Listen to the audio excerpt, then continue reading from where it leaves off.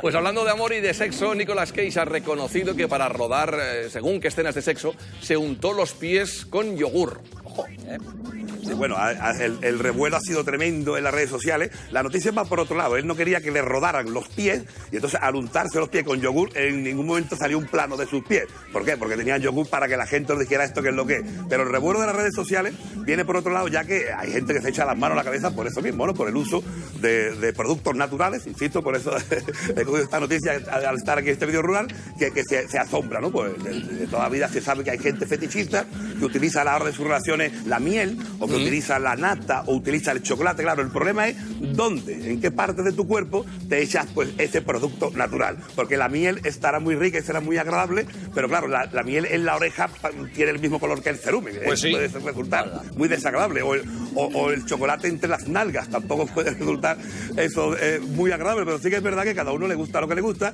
y el calificativo de esta noticia es de sexo sin lactosa, porque hoy día también hay que tener mucho cuidado. A lo mejor está con tu pareja y le dice, cariño, te voy a echar mermelada, y te dice, sí, por favor, pero sin azúcar, que estoy a dieta, o te voy a echar nata, sí, por favor, pero sin lactosa.